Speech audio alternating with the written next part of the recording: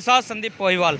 इस वक्त हम मौजूद हैं नीलम टाकिस चौराहे पे, जो कि रुड़की का पोर्ट चौराहा बोलते हैं। और मेरे इसी साइड हम चाहेंगे कैमरामैन आसिफ को कि दिखाएं पीछे की तरफ ये जो रोड सड़क जा रही है, ये जादूगर रोड सड़क बोली जाती है। और इस सड़क पे जो कि स्कूल भी है, सेंट जोसेफ स्कूल है और सेंट टेंस स्कूल है। और साथ ही इसी रोड से जो है एसडीएम तिराहे पे भी ये सड़क, इन जो बसें हैं वो यहाँ से आवाजाही कर रही है। और बताया जाता है कि जो रोडवेज पे बसों की एंट्री होती है, उस एंट्री को बचाने के चक्कर में जो बस संचालक हैं वो यहाँ से ये बसों को लेके जाते हैं। यहीं से हम आगे जाएंगे तो होटल पोलरिस चौराहा है। इसी सड़क पे आप देख सकते हैं कितनी तेज़ रफ्तार से ये रोडवेज की जो बसें हैं ये दौड़ती नज़र आती हैं। यहाँ पे ये एक्सीडेंट का बहुत बड़ा सबब बन रही है, क्योंकि कई एक्सीडेंट यहाँ पे हो चुके हैं। और एक एक्सीडेंट हुआ था, लड़का मौके पे ही अपना दम तोड़ चुका था, वहीं हादसा हुआ था। यानी कि कई बड़े हादसे यहाँ पे हो गए हैं। और यहीं पे हमारे साथ यहाँ पे मौजूद हैं महानगर अध्यक्ष राजेंद्र चौधरी जी और उनकी पूरी टीम, ब्लॉक अध्यक्ष जी। तो क्या कहना है इन लोगों का इस सड़क के बारे में, जहाँ से जो रोडवेज की बस है बेकाबू होके दौड़ती है? क्या कहना चाहेंगे भाजपा के? क्या कहना चाहेंगे? मैं ये कहना चाहता हूँ, अगर यहाँ को बसें आ रही वो गलत है, क्योंकि घनी आबादी यहाँ से और कोई भी बच्चा या किसी का भी एक्सीडेंट हो सकता हो। ये बस के लिए रोड नहीं है, ये तो पब्लिक के लिए रोड है ना। यहाँ से क्या कहना चाहेंगे कि क्यों आती हैं बसें यहाँ से? वो अधिकारी से बात करेंगे उसके बारे में, जो अधिकारी इनके हैं ना उनसे बात करिए आगे, क्यों आ रही, कैसे आ रही, उसके बारे में बात करेंगे। तो सुना आपने बताया कि अधिकारी से बात करेंगे कि क्यों आ रही है और कैसे आ रही है। तो यहीं पे महानगर अध्यक्ष राजेंद्र चौधरी जी भी मौजूद हैं। क्या कहना चाहेंगे राजेंद्र चौधरी जी आप? भैया, हमने तो उस दिन रिव्यू बैठक में जॉइंट मजिस्ट्रेट साहब से आग्रह किया था और वो इस बात से सहमत थे कि यहाँ बहुत ज़्यादा स्पीड में आ रही है और ये जो है रोडवेज़ की बसों के लिए और हैवी ट्रैफिक के लिए नहीं है। ये सड़क तो जो है इसमें पैदल चल रहे बच्चे हैं, महिलाएं हैं, स्कूल के बच्चे हैं, उनके लिए ये बस है, छोटे मोटे वाहन हैं। लेकिन ये तो यहाँ पूरी स्पीड से चला रहे। पिछले साल अभी वो पुलिस वाले बता रहे थे भैया कि पिछले साल एक लड़के का बहुत गंभीर चोट लग गई, इन्होंने बस ने टक्कर मार दी मोड़ पर। और पिछले साल एक लड़का मंगलौर का था, वो उसकी स्पॉट डेड हो गई थी। यहाँ एक्सीडेंट का भय है और आज हम दोबारा से जॉइंट मजिस्ट्रेट साहब से रिक्वेस्ट करेंगे कि इसे तत्काल प्रभाव से रोका जाए। ये एक पर्ची कटती है, उसे बचाने का सारा खेल है। पर्ची का बचाने का मतलब क्या कहना चाह रहे हैं आप? यहाँ सरकार ने जो है वो बैठा रखे, जो बाहर के डिपो की बसें हैं अदर स्टेट्स की, उनकी पर्ची कटती है पार्किंग की। तो चूँकि ये अंदर नहीं जाते तो पार्किंग फैसिलिटी लेते नहीं, तो वो पैसे अंदर ना दे के ये बाहर आधे तिहाई में जो है फैसला हो जाए इनका। लेकिन ये तो बताया जाता है जो पर्ची सिस्टम आप बता रहे हैं, पार्किंग जो शुल्क लिया जाता है, प्राइवेट कंपनी को ठेका दे रखा है। तो प्राइवेट कंपनी भी क्या सरकार को हानि पहुंचाने का काम करती है? प्राइवेट कंपनी जो है उसकी जो सीमाएं हैं वो बस स्टैंड के अंदर हैं, बाहर नहीं है। तो जब बस अंदर जा ही नहीं रही है तो विभाग ये खेल है सारा। भाई विभाग ने तो ठेका दिया और विभाग के ही लोग उसका पालन नहीं करा रहे और कोई इंटरेस्ट ही नहीं ले रहे। अब हमने उस दिन ARM साहब से कहा था, वो कह रहे जी हाँ खंबे गड़वा दो। खंबे गड़वाना हमारा काम है कोई? ये सरकार का प्रशासन का काम है। उनका काम यह है कि अगर उनके प्रेमिसेस के सामने कोई गाड़ी सवारी भरती है तो वो ना भरे, अंदर आए। वहाँ जाम भी लगता है बस स्टैंड के सामने, आप देखते ही हैं 10-10 गाड़ियाँ खड़ी, अंदर जगह है खाली, अंदर बस अड्डा सारा खाली पड़ा।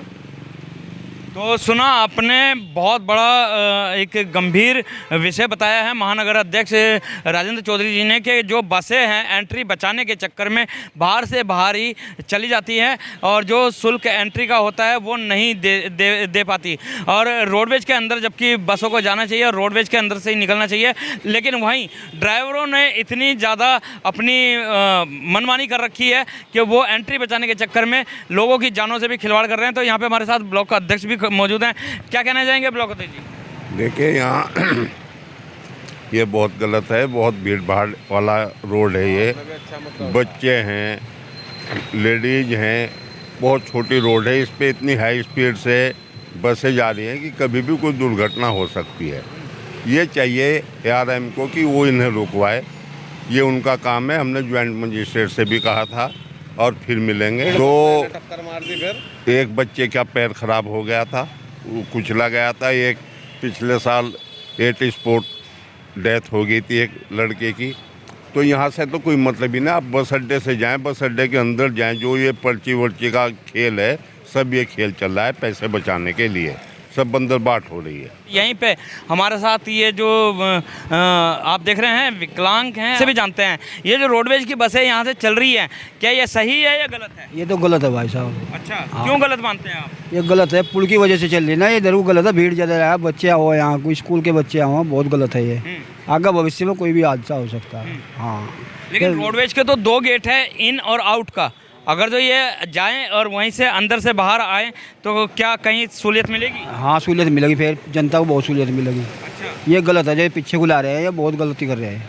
हाँ, ऐसा नहीं होना चाहिए पब्लिक के लिए, ये शहर है यहाँ से। पहली बात तो यहाँ से बाहर ही होना चाहिए रोडवेज का अड्डा। अगर है भी तो 2 गेट है, उसमें क्या दिक्कत आ रही? उसमें दिक्कत तो बहुत तगड़ी है ना। लाजम किसी बच्चे का आ जा, आजकल इतनी जनसंख्या जा रही है, 1-2 बच्चे सबका, ये गलत कह रहे हैं। 500-700 किसी का है नहीं, बहुत बड़ी दिक्कत है ये। चिंता का एक विषय है। और इसमें हम थोड़ा सा और आगे आके आपको दिखा देते हैं, ये जो मोड़ है ये कितना खतरनाक वाला मोड़ है कि जिस टाइम पे बसें यहाँ से मुड़ती है सामने वालों को दिखती भी नहीं है। और ये सामने ही होटल पॉलरिस चौराया है और इसी के बैक साइड में जहाँ से बसें आती हैं वो एसडीएम चौराया बोला जाता है। और यहाँ पे पूरी भीड़ भाड़ यहाँ से चलती है।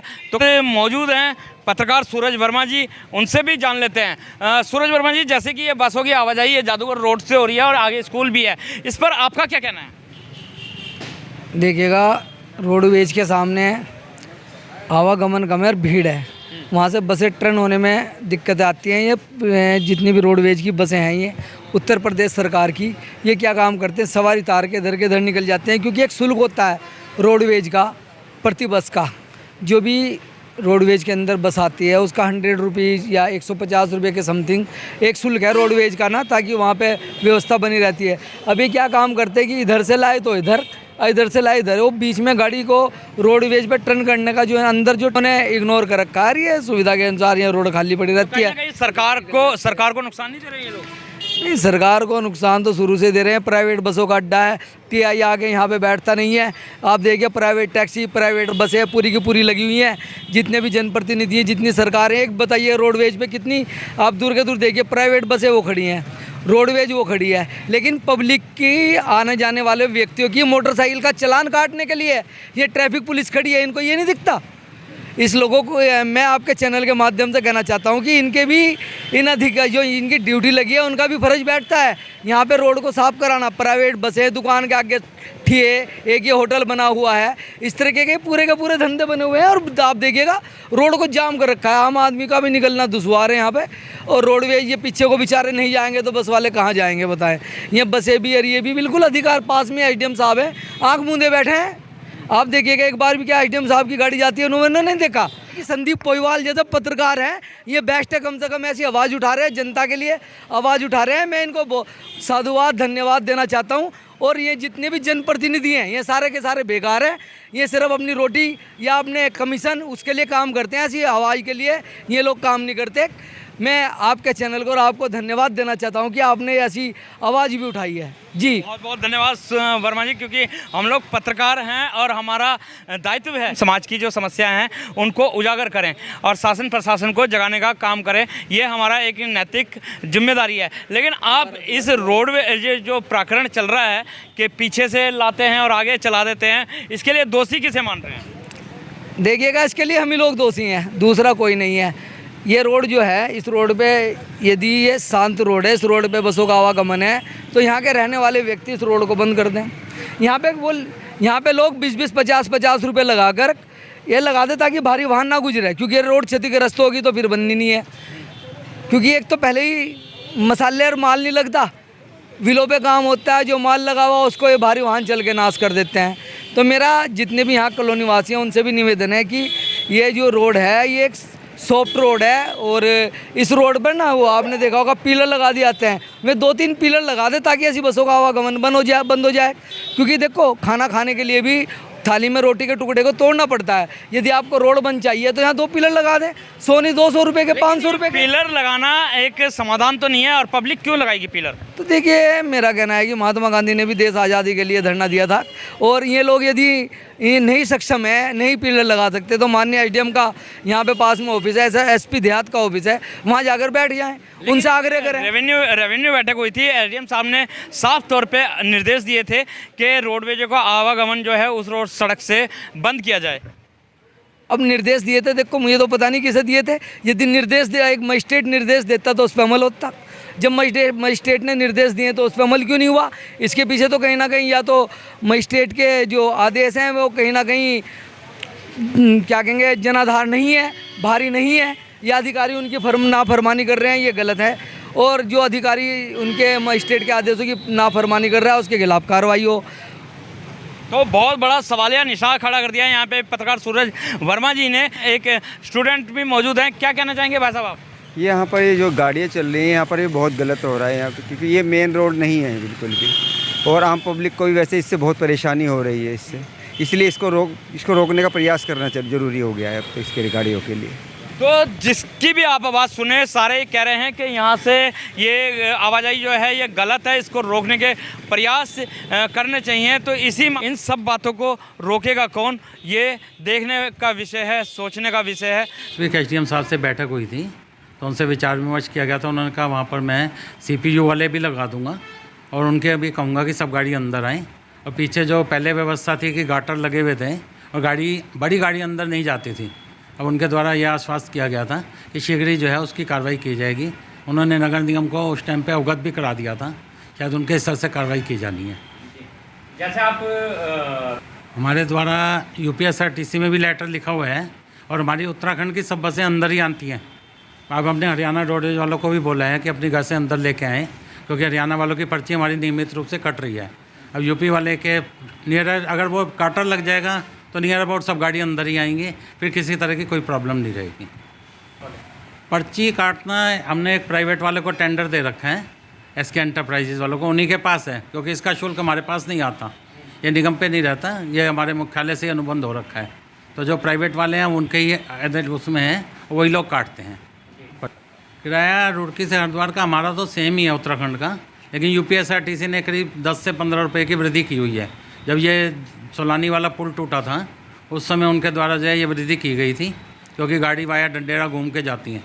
अब उनके द्वारा इस वृद्धि को जो है SDM साहब ने लास्ट बैठक में ही बल्कि बोला था PWD वालों को, जल्दी ही पुल बन जाएगा तो फिर पुराने किराए पे गाड़ियाँ चलेंगी।